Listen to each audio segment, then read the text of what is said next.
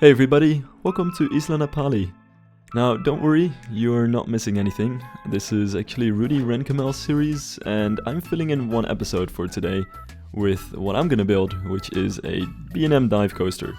Now a little bit about the series before we get into this. Basically Isla Napali is sort of a soft reset almost for Rudi's channel. He had a lot of projects running, but then the Theme Maker's Toolkit came out and I guess he decided to kind of do things differently. So this series is sort of taking over his old stuff with much more of a focus on UGC, especially the Theme Maker's Toolkit items of course, but also a lot of integration from the community itself. So taking all of the comments, requests, suggestions from all of the viewers and trying as much as possible to incorporate them into the park and make this park as realistic as possible. And he really goes in detail with this.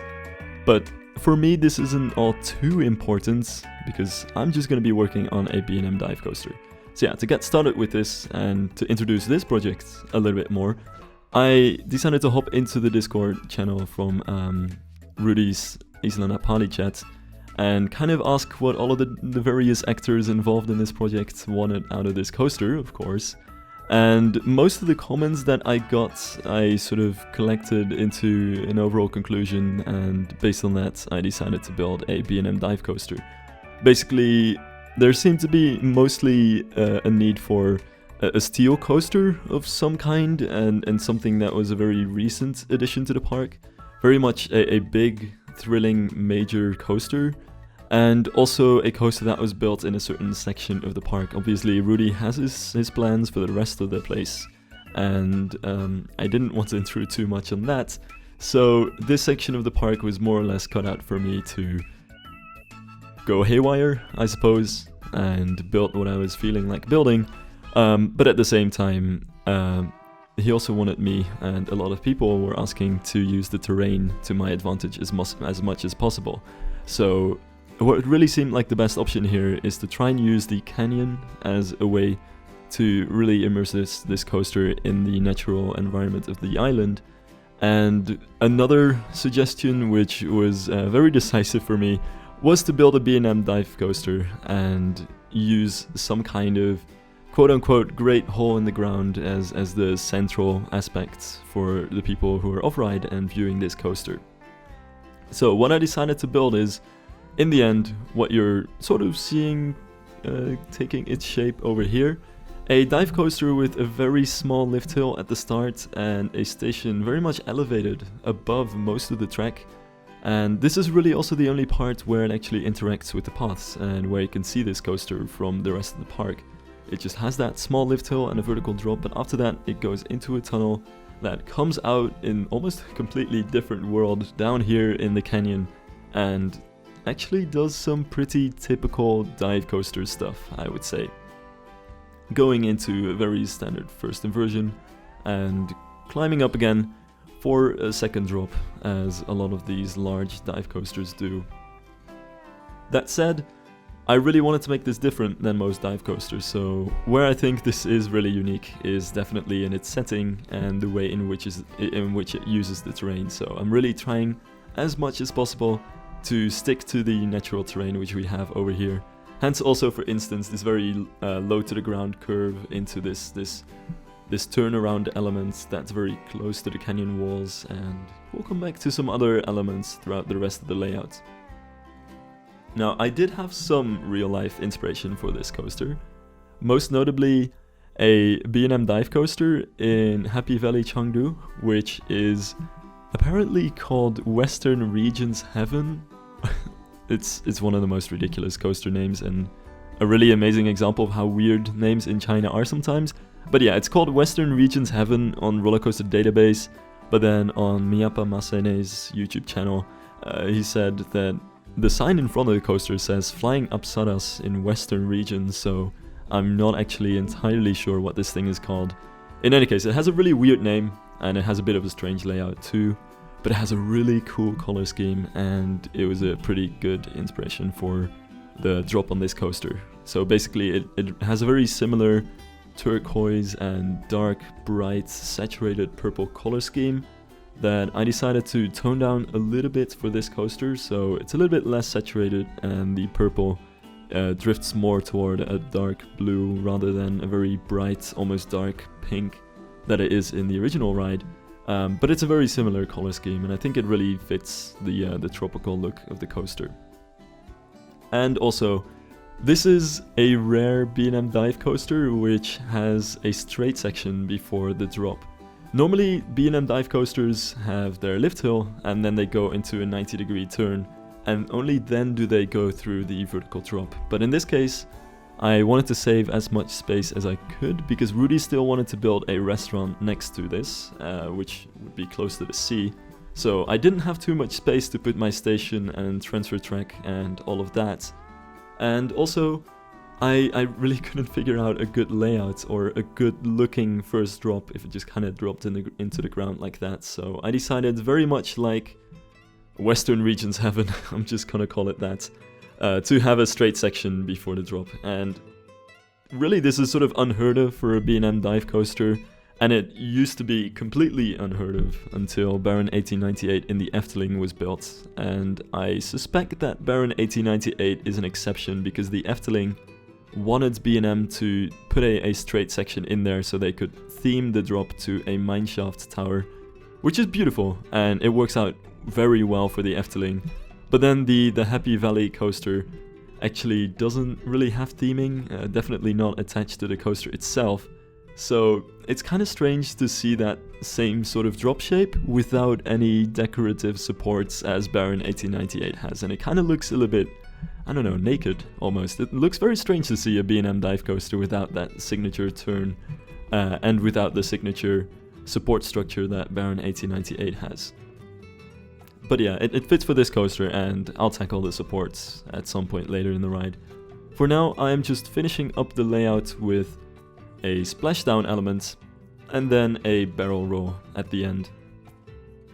Now this is kind of a slight departure from what my layout was like earlier, just because the earlier layout sort of drifted toward the end of the layout, kind of meandering through these curves and hills, and didn't really add anything thrilling at the second part of the layout.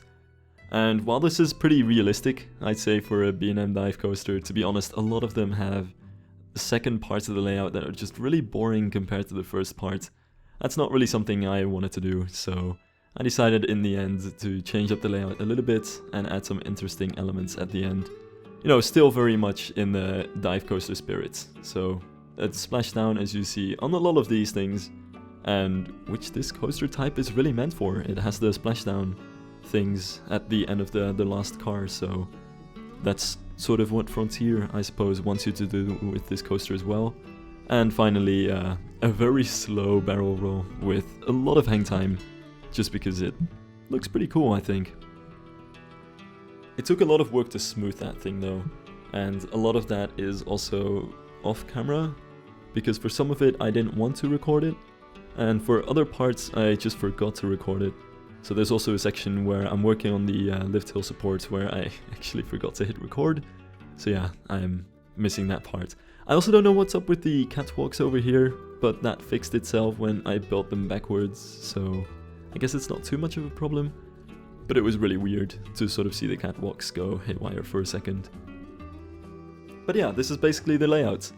And at this point I'm just kind of testing it, seeing what all the speeds are like, etc. I gotta be completely honest, I always have to remove a lot of footage of myself just looking at the coaster, because, come on, it's just really fun to look at your coaster when it's done and just kind of watch it run in Planet Coaster. Sometimes I just still kind of think, you know, how blessed I am. Maybe I'm putting it too dramatically, but no, having a game like this has always been a sort of pipe dream for me, especially from when I was younger and tried to do the same kind of thing in Roller Coaster Tycoon 3. And to be able to do this thing so realistically in Planet Coaster is still amazing. In any case, that's the self-made tunnel over there. I didn't really want to take a tunnel from the game itself, because I wanted the tunnel to sort of have an oval shape, to follow the shape of the cars, and to have the bottom of the track stay very close to the ground. And if you're using the auto-tunneling, you just get this massive hole in the ground, which didn't quite look the way I wanted it to, so yeah. I decided to dig the tunnel myself. And then over here, there's the pathwork. That is just sort of a sketch, I suppose. Rudi is free to do with this path whatever he wants to. This was just a sort of general idea. Whatever you do, Rudi, though, I would totally recommend doing something with the sightline of this lift hill structure, because being as they are, dive coasters are very often a sort of weenie of a park, and they are very much meant to be looked at and for all kinds of pedestrians and the people who don't dare to ride it to gawk at from a bench or whatever. So yeah, do keep in mind the sightlines about these kinds of things. I think they're quite important.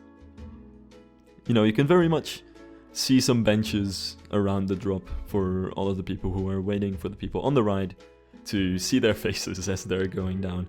I know for me personally, Baron 1898 is a great coaster when it comes to that, and honestly, I almost like watching it go more than I like riding it, since when you ride it, it's a very short ride, and only the first part of the ride is really intense, I think. So watching it and just watching the theming and watching it go around is for me almost more exciting than actually being on it. Maybe I'm just a little bit weird, but in general, dive coasters are very much made to sort of be a spectacle rather than just a ride to ride. Which in this case, it also makes kind of sense why the lift hill is really the only part of the ride which is on display, since that's the key point, and then the rest of the ride is sort of hidden inside the valley, which is also kind of interesting. And over here I'm just adding some custom supports, by the way. I needed to redo that support because I didn't actually check whether it was hitting the cars, which it ended up doing, so I had to move the support at some point. But god, I still really like the supports that were added at last as well. Still remember I was really surprised, but very much positively surprised. They work out really well. And then over here for the half loop, doing that sort of typical B&M supports that half loops have. Obviously, a lot of the supports in-game are really good, and they work for most of the cases, but in some cases, there are just very signature style supports for certain inversions or certain elements, which, in the end, I think it's best to make them yourself. And oh boy, now we get into the lift hill structure, which is really weird. I have to put up first that I built these lift hill supports just for aesthetic purposes. That's not to say that they aren't supporting the coaster track in theory, but I mostly built them. There we go, because I wanted the lift hill structure to look a bit different from just the regular old supports. I guess I'll get a picture over here of god, what is it called again? Hold up, that weird Happy Valley coaster. Yeah, Western Regions Heaven.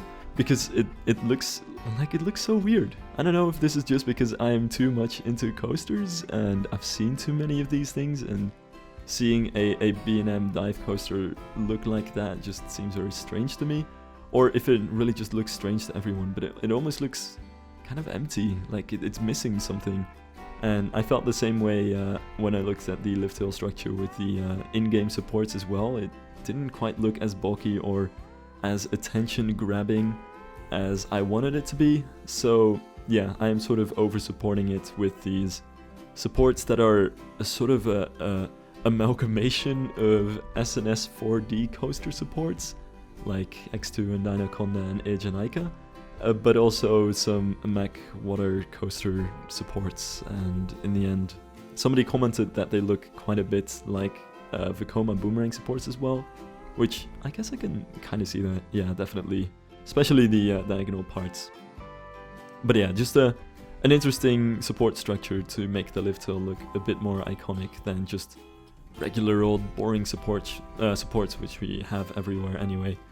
And then over here I'm placing all of these footers, just because the in-game footers, as good as they look anyway, they all sort of conform to the ground instead of the water, and usually you find that when there's a coaster built over water, the footers are placed just above water level, so I wanted to do that over here as well. But it's a good thing that these things are the exact same size as the regular footers that you get in the game, and fit very much the same style. So yeah, here's the transfer track, which is very much hanging off the end of a cliff right there. And I have to be honest, in the sort of narrative of the series, I suppose, I am just giving Rudi the coaster as well as the most important structural and technical elements. So I'm adding all of the supports and the transfer track and all of that jazz, but I'm not actually doing any of the scenery. So I might be building a quick transfer track here, but I'm gonna leave it up to Rudi to solve the issue of how to hide this thing, or how to incorporate the coaster into the theming of the rest of the park. Because I suppose in the lore of this park, if you will, where all of the viewers are the sort of shareholders slash actors involved in the process, I am just a sort of middleman between B&M and the park, doing the design of the coaster, but not really anything else. So I'll leave all of that up to Rudi and his Isla Napali company. And on a bit of a tangent related to that, I think I should probably give a shout out to Miyapa Masane, which is the channel that I talked about earlier, I think, because he has a POV of Western Region 7 on his YouTube channel. It's a Chinese YouTube channel that has a lot of POVs of Chinese coasters, and most of them are unavailable anywhere else. I really don't get how the quality of these videos is so amazing, because it really is. But you can find so many of the Chinese coasters that you can't find anywhere else on the internet on there in amazing HD quality and mostly very well mounted POVs.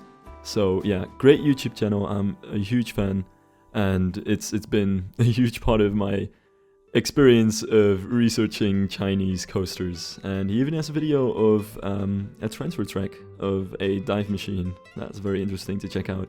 In any case, as a sort of last element that I'm working on in this video, here is the splashdown element.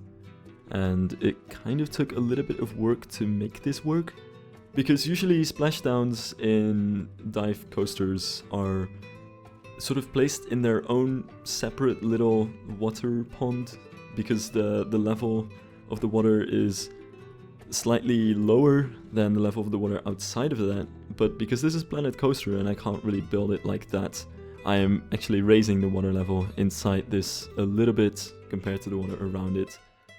So that should generally make it work. Interestingly, in the latest Isla Napali episode, Rudi was also talking about how it would actually be amazing if there was some kind of custom content water piece, because the water in Planet Coaster, it's really just a single sort of animated texture, and it's not actually a solid block. So if you go underneath the texture, you don't really see that you're underwater in a sense. And because of that, it would probably be possible to sort of have a kind of piece that you can make your own surfaces of water with. And it would be amazing to have that, because in this case, I feel like the closest thing to making that is to just use glass, and that's what I ended up using over here as well, which doesn't look too bad actually. I quite like it, especially compared to, well, the alternative back from the old days, which used to be just art pieces that are colored blue, I guess. But especially if the light is sort of coming from the wrong direction and you're looking from this kind of perspective, it turns very white at the end. And I sort of solved that over here by messing around a little bit with textures to make it seem like there is a sort of thin layer of mist above the splashdown element, but it's not the best solution. In any case, that's it for this video, so if you haven't yet, go subscribe to Rudi Rennkamel and check out the rest of the Isla Napali series to see what happens to the coaster. And thank you guys for watching. I'll leave you with some cinematic shots and a POV of the coaster.